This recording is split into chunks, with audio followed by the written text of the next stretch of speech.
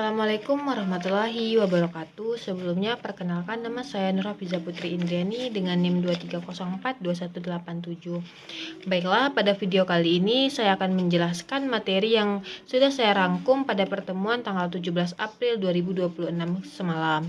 Nah, materi pertama yang saya rangkum yaitu mengenai pendidikan sebagai proses pemberdayaan masyarakat. Nah, pendidikan adalah proses belajar yang bertujuan mengembangkan potensi yang dimiliki oleh individu, sedangkan pemberdayaan masyarakat adalah proses untuk membantu masyarakat agar lebih mampu mandiri dan sadar terhadap potensi yang dimilikinya. Hubungan pendidikan dengan pemberdayaan masyarakat yaitu pendidikan menjadi dasar penting agar pemberdayaan masyarakat itu berhasil. Fungsi pendidikan dalam pemberdayaan masyarakat yaitu yang pertama ada meningkatkan pengetahuan dan wawasan masyarakat, yang kedua yaitu mengembangkan keterampilan hidup atau life skill, yang ketiga menumbuhkan kesadaran kritis terhadap masalah sosial, yang keempat yaitu mendorong partisipasi aktif dalam pembangunan, dan yang terakhir yaitu membentuk sikap mandiri dan percaya diri. Selanjutnya bentuk pendidikan dalam pemberdayaan masyarakat. Yang pertama ada pendidikan formal seperti sekolah, PTN, PTS. Yang kedua ada pendidikan non formal yaitu pelatihan, kursus, dan penyuluhan. Yang ketiga ada pendidikan informal contohnya seperti keluarga dan lingkungan. Yang keempat yaitu pelatihan dan keterampilan kerja contohnya seperti kewirausahaan, teknologi digital. Dan yang kelima yaitu pendidikan berbasis komunitas. Selanjutnya ada contoh pemberdayaan masyarakat melalui pendidikan yaitu pelatihan kewirausahaan bagi ibu rumah tangga untuk membuka usaha kecil-kecilan. Selanjutnya ada manfaat pemberdayaan melalui pendidikan yaitu meningkatkan kesejahteraan masyarakat. Yang kedua mengurangi angka pengangguran. Yang ketiga mempermudah partisipasi masyarakat dalam pembangunan. Selanjutnya yaitu ada tantangan pendidikan bagi pemberdayaan masyarakat. Yang pertama ada akses pendidikan yang belum merata, yang kedua yaitu rendahnya kesadaran masyarakat, yang ketiga keterbatasan fasilitas dan tenaga pengajar, yang keempat yaitu ketimpangan sosial dan ekonomi, dan yang terakhir kesenjangan digital.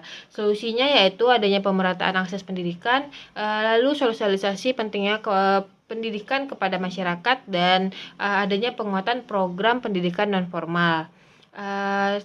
Berdasarkan materi yang telah saya rangkum, dapat saya ambil pertanyaan bahwa jika pendidikan bertujuan memberdayakan masyarakat agar mandiri dan kritis, mengapa dalam praktiknya masih banyak program pendidikan yang justru menciptakan ketergantungan dan tidak mampu mengubah kondisi sosial ekonomi masyarakat secara signifikan? Materi selanjutnya yaitu mengenai tahapan pemberdayaan masyarakat. Pemberdayaan masyarakat adalah suatu proses yang bertujuan untuk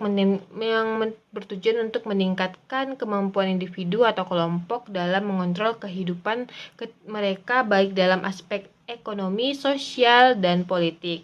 Tahapan-tahapannya yaitu yang pertama ada tahap penyadaran. Nah, pada tahap ini masyarakat diajak untuk memahami kondisi mereka secara objektif, termasuk potensi yang dimiliki dan masalah yang dihadapi. Nah, tujuannya yaitu menumbuhkan kesadaran kritis dalam masyarakat, dan contohnya seperti penyuluhan, diskusi kelompok, sosialisasi, kampanye sosial. Yang kedua ada tahap capacity building, yaitu bertujuan untuk meningkatkan kemampuan masyarakat dalam berbagai aspek.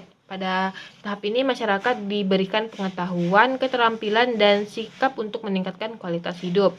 Bentuknya yaitu sangat beragam tergantung pada kebutuhan masyarakat. Umumnya yang dilakukan yaitu pelatihan keterampilan, pendidikan non formal, dan pendampingan teknis. Selanjutnya yaitu yang ketiga tahap penguatan kelembagaan. Nah, bertujuan untuk membentuk dan memperkuat organisasi masyarakat sebagai wadah koordinasi dan pengelolaan program. Contohnya yaitu kelompok tani, koperasi, karang taruna, dan kelompok usaha bersama.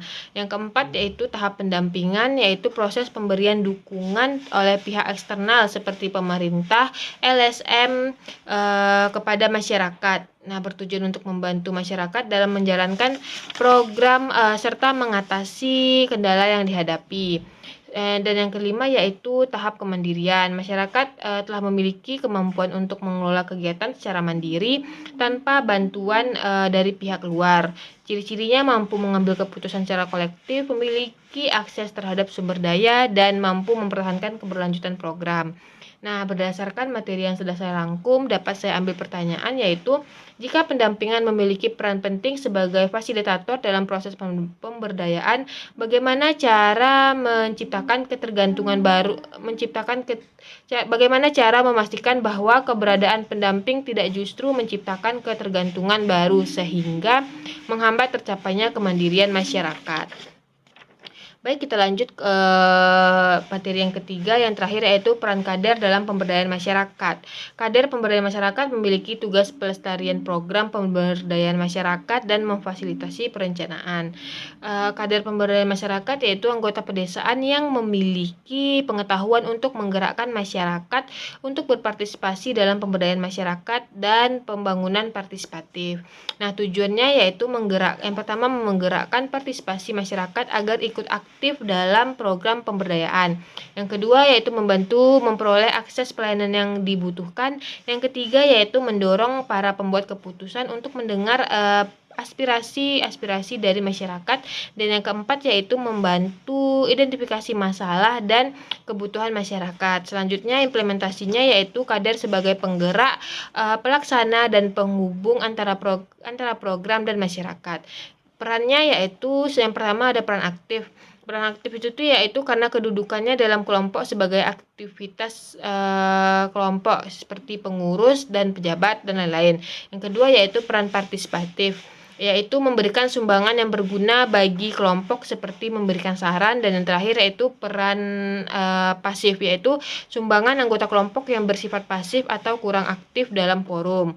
Nah, karakteristiknya yaitu aktif dalam kegiatan, peduli sosial, mampu bekerja sama, menjadi suri tauladan, komunikasi dengan baik, dan memiliki pengetahuan dasar dan rasa tanggung jawab. Nah, selanjutnya tugas kader yaitu mendata dan mencatat informasi penting. Yang kedua menjadi penghubung komunikasi. Yang ketiga yaitu menjaga keberlanjutan kegiatan. Nah, tanggung jawabnya yaitu menjaga kedisiplinan dan memastikan program berjalan secara lancar. Nah, berdasarkan materi yang sudah saya rangkum, dapat saya ambil pertanyaan yaitu, bagaimana peran kader sebagai agen perubahan dapat mempengaruhi keberlanjutan program pemberdayaan masyarakat, terutama setelah intervensi dari pihak luar berakhir. Mungkin sekian penjelasan materi dari saya, kurang dan lebihnya saya mohon maaf. Saya akhiri. Wassalamualaikum warahmatullahi wabarakatuh.